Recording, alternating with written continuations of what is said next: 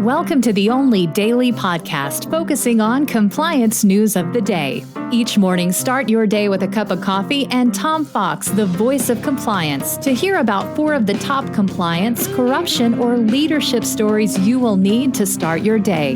The Daily Compliance News is a production of the Compliance Podcast Network. First, a word from our sponsor.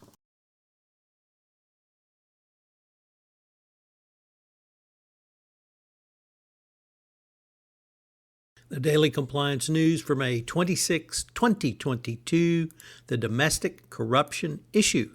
And we begin with that probe story. All 4 stories today talk about domestic corruption. The first one comes from the Wall Street Journal. There's an ongoing corruption probe in Anaheim, California, and now the Disney company is drawn into it. It says that Disney and a company executive were part of a cabal that tried to influence local politics.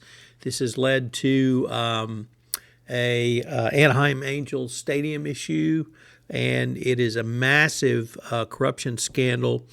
FBI made a 100-page filing describing a corporation only monikered as Company A, who allegedly used its power to influence policymakers in the city, and an employee who facilitated this alleged corruption.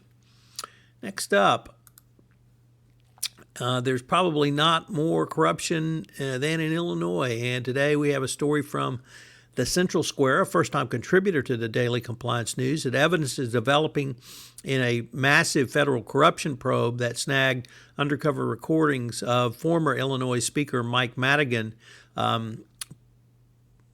talking about a scheme to transfer money from lobbyists to a political aide who was then at the center of a sexual harassment case.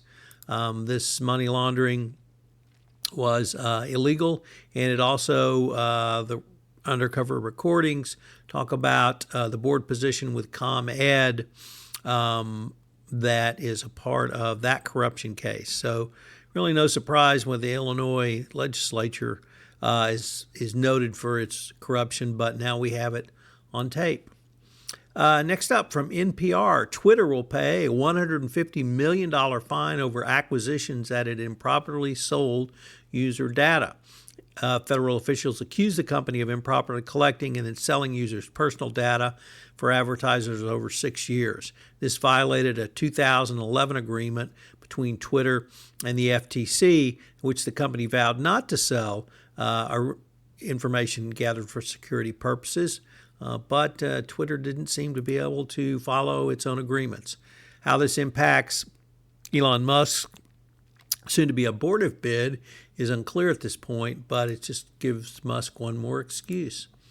And finally, while not corruption, certainly unethical behavior, as reported in the New York Times, the Abbott nutrition plant in Michigan that was shut down in February, sparking a baby formula shortage, had a leaking roof, water pooled on the floors, and cracks in key equipment that allowed bacteria to get in and persist. These were egregious unsanitary conditions, which were noted by lawmakers at a recent hearing. The Daily Compliance News is a production of the Compliance Podcast Network and a proud member of C-Suite Radio. Thanks so much for listening. I hope you'll join me again tomorrow.